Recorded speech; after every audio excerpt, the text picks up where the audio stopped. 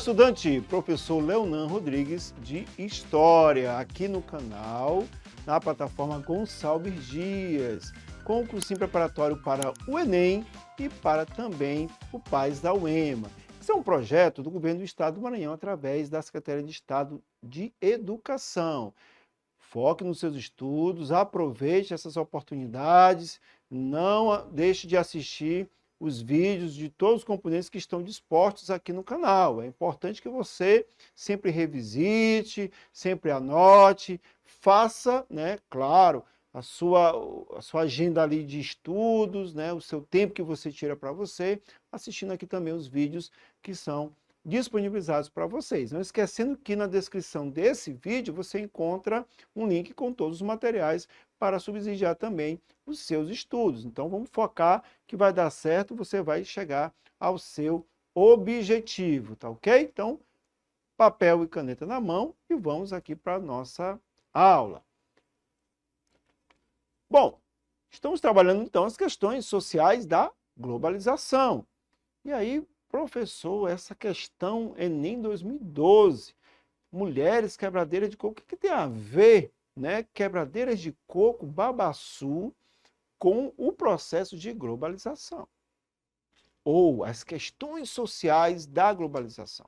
E é importante vocês entenderem o seguinte, o Maranhão, Piauí, o Tocantins, eles vão ter essa palmeira, que é a palmeira de babaçu, que dá um coco que é quebrado, ainda de forma bem artesanal, bem manual por essas mulheres, mas claro que há todo, não é só um momento de trabalho para elas, mas é um momento também cultural, é um momento social, é um momento que elas se encontram, os cânticos, as conversas, é um momento em que elas se enxergam enquanto quebradeiras de coco, a sua identidade, é importante ser frisado isso.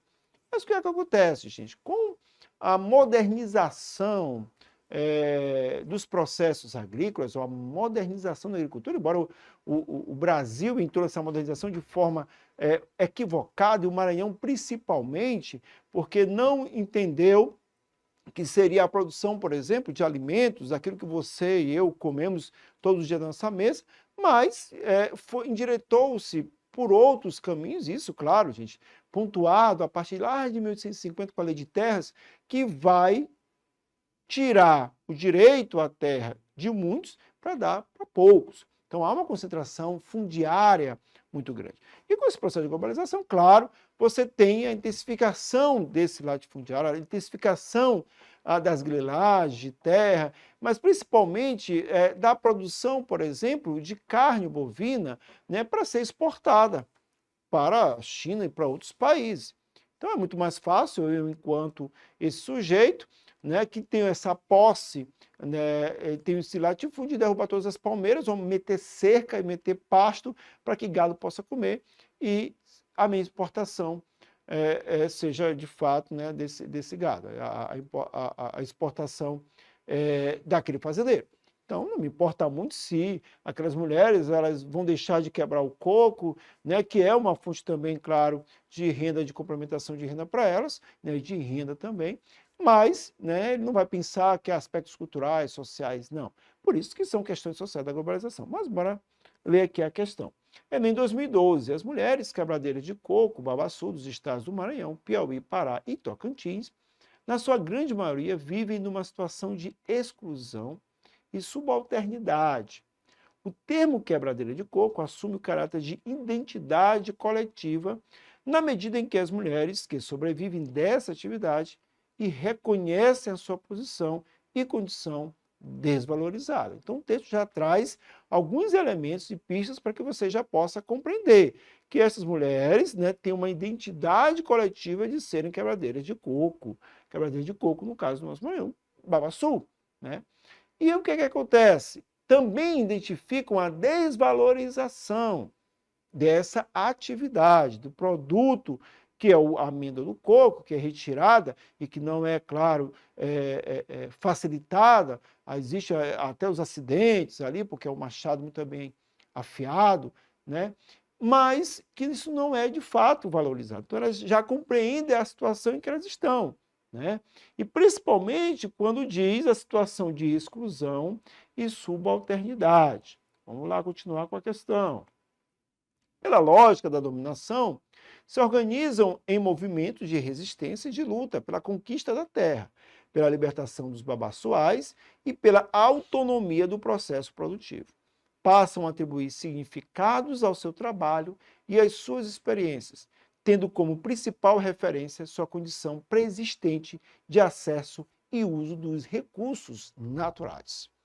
Então, nós temos, claro, desde que iniciaram alguns conflitos e eles se intensificaram, esses conflitos, com a proibição dessas mulheres, né, de adentrarem após as cercas dessas grandes latifúndios e coletarem o coco, foi necessário haver legislações específicas para que, então, houvesse a permissão dessas mulheres de entrarem nas fazendas, nesses espaços aí que são enclaves dentro do meio rural, né, para que elas pudessem, então, ter acesso a um recurso, porque o pasto foi plantado, mas a palmeira babaçu não foi plantada por nenhum destes, ela já estava lá, ela já nasce dentro do nosso território.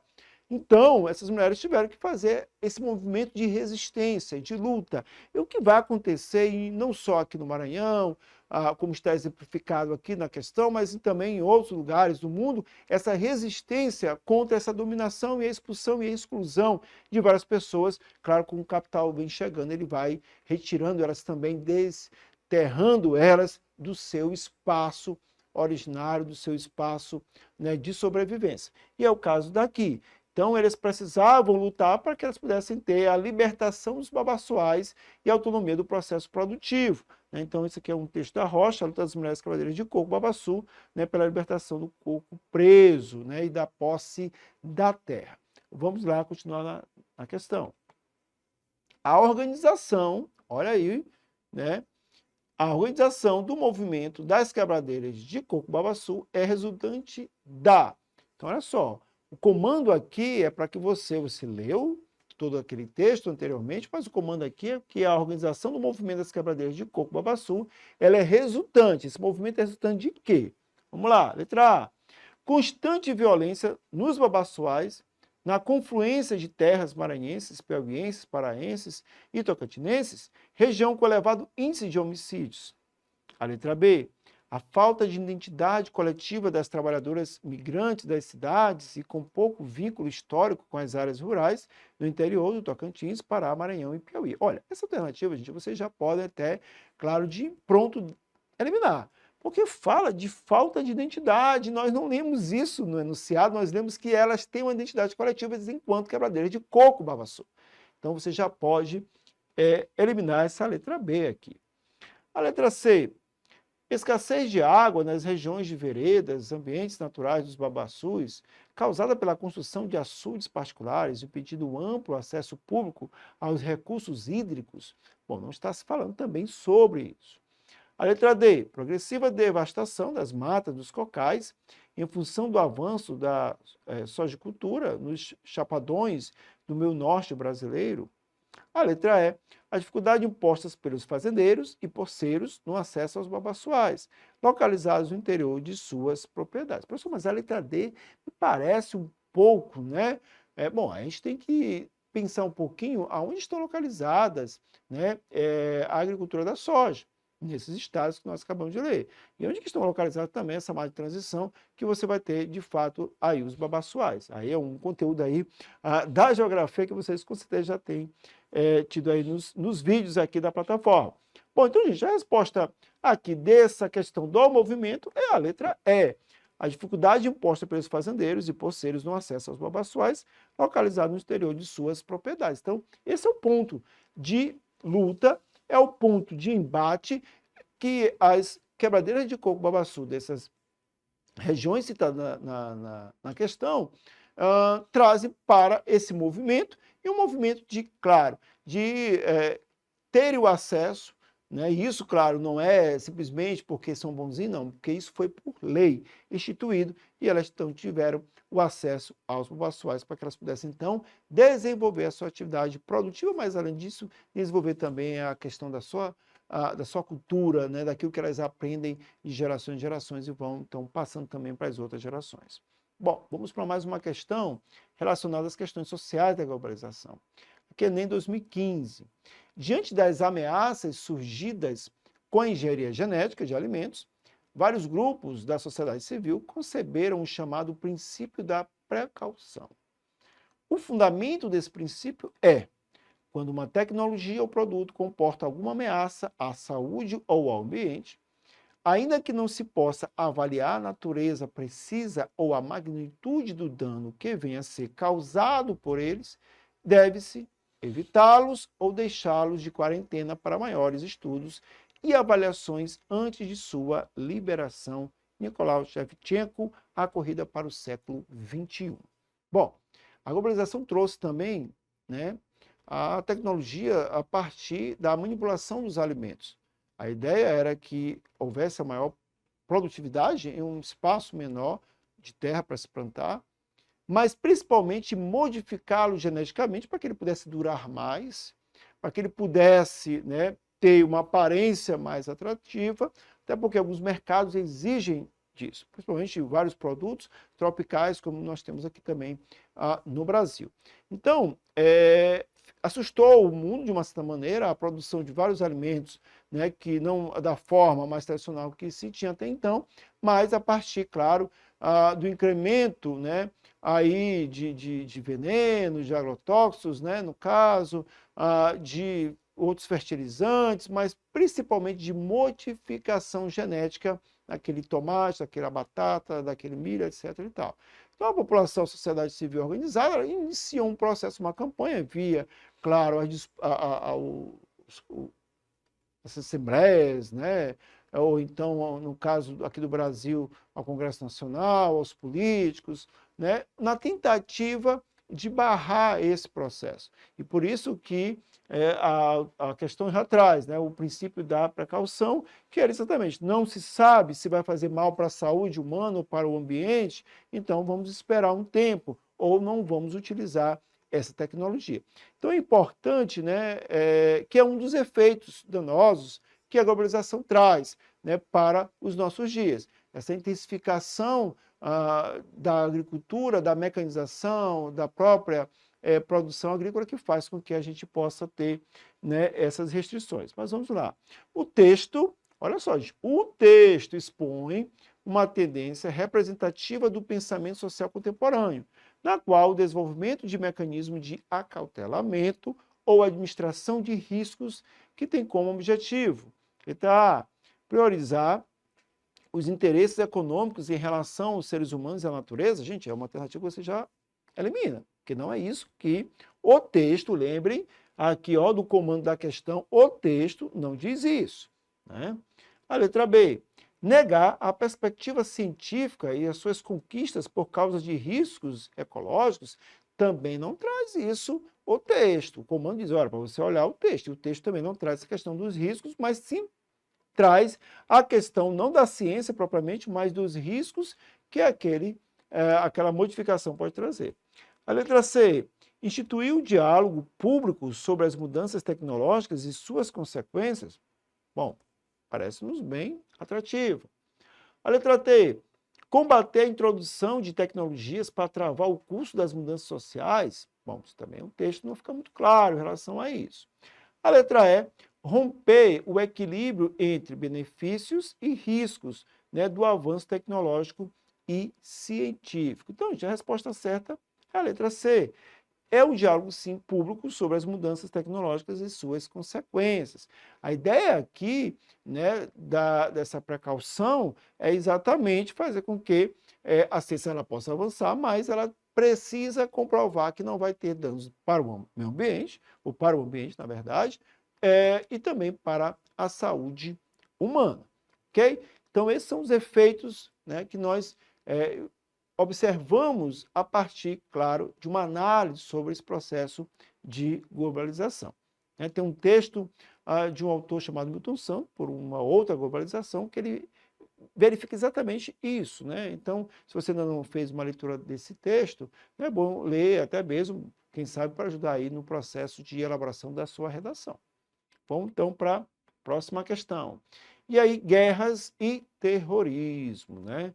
É uma temática que também pode estar aí sendo abordada tanto na prova da UEMA como também na prova do Enem, né? É uma questão que está amplamente sendo discutida. Na verdade, você tem bastante tempo aí que ela vem sendo discutida, mas nós temos, claro, nos dias aí uma discussão mais frequente. Até porque aqui não está se discutindo sobre terminologias, se aquilo ali é terrorismo ou não é, até porque a gente tem que entender que terrorismo, né, ele não está só associado a países, né, ali da Península Arábica, países do Oriente Médio, não. É terrorismo em outros países, em outros lugares também, né? Então, é errôneo, é preconceituoso, claro, né, xenófobo até mesmo, você associar a determinados grupos, né, ou determinados países que são terroristas, né? Aquela ideia, né, que vem lá da Guerra Fria, dos mocinhos, né, daqueles que são os bonzinhos, né, quem que os maus, né, as pessoas que vão fazer algum mal para a sociedade. Então, muito cuidado, né, nessas terminologias, até mesmo na produção da sua redação. Mas Enem 2015 diz o seguinte: a Unesco condenou, né, a destruição da antiga capital assíria de Nimrod, no Iraque, pelo Estado Islâmico, com a agência da ONU considerando o ato como um crime de guerra. O grupo iniciou um processo de demolição em vários sítios arqueológicos em uma área reconhecida como um dos berços da civilização. A Unesco e especialistas condenam a destruição de cidades da cidade de Assíria pelo Estado Islâmico. Está aqui nesse site aqui, que é a fonte desse texto utilizado nessa questão aqui do Enem. Então, gente, olha só. Aqui, o Estado Islâmico é um Estado, né, um grupo paramilitar que vai ser criado, principalmente a partir, né, ali da guerra, né, Primeira e Segunda Guerra ali do Iraque, ali, que o próprio Estados Unidos, né, que estava nessa guerra também, e nessa confluência ali de apoiar, né, grupos rivais ao quem estava no poder, que era o Saddam Hussein naquela época, fez com que, então, você desse paramento militar para esses outros. Então, os Estados Unidos fez o treinamento daqueles que agora estão chamando de terroristas. Então, é mais ou menos essa é a lógica mesmo da discussão. Então, esses grupos, né, que eram grupos rivais, minoritários naquele momento, começam, então, agora a tentar, né, se colocar no poder. E, para isso, eles vão começar a destruir uma série de, no mesmo não só isso, mas, por exemplo, lá no Egito, as pirâmides também, foi ventilado exatamente isso, planejado para ser destruído, porque a ideia de que esses símbolos foram erguidos, né, e que, de uma certa maneira, são exaltados e confrontam ou afrontam a sua cultura. Então, dentro da imagem deles, precisavam então destruir, e a Unesco diz que, olha, isso aí é algo deprimente, são artefatos arqueológicos, são, de fato, patrimônios da humanidade que não poderiam ser destruídos. Mas vamos lá. Vamos lá aqui para o comando da questão. O tipo de atentado descrito no texto tem como consequência para as populações de países como o Iraque a desestruturação do homogeneidade cultural, B, patrimônio histórico, C, controle ocidental, D, unidade étnica e religião oficial. Olha só, o comando da questão é importante. O tipo de atentado, que a ONU está classificando como ainda um crime de guerra, descrito aqui no texto que nós acabamos de ler, tem como consequência para as populações de países como o Iraque, né, a desestruturação do quê? Bom, gente, então, como a gente vê aqui, controle do ocidental, não, já vamos tirar essa alternativa, que ela de fato não tem nada a ver com aquilo que está proposto lá no texto. Unidade étnica também não, porque ali você tem vários conflitos étnicos de vários grupos, e aí aquele grupo que vai ser hegemônico, aquele grupo que vai ser submetido ao seu domínio, então não tem a ver na destruição. Religião oficial também, gente, tá? Homogeneidade cultural, bom, alguém até poderia ficar em dúvida, né? Acreditar que eles queriam destruir esses monumentos por conta, né, de tentar imprimir uma religião, mas de fato a religião deles são muçulmanos, não é essa questão. Então, a resposta certa aqui diz dessa questão é a letra B, do patrimônio histórico, porque você de fato destrói aquele patrimônio histórico, no caso aqui do Iraque, que tem um vasto patrimônio histórico, né, e que já foi uma parte até destruída mesmo em relação às guerras que ocorreram, mas também, né, como o Estado Islâmico que imprime também a necessidade de destruir e de colocar-se, então, no lugar desse patrimônio, beleza? Nós finalizamos esse vídeo por aqui. Não esqueça de acionar aí o sininho para que você receba as notificações. Segue a plataforma Gonçalves Dias aí nas redes sociais. Não esqueça do seu foco, do seu objetivo, para que você possa obter o seu sucesso. Então, até a próxima aula.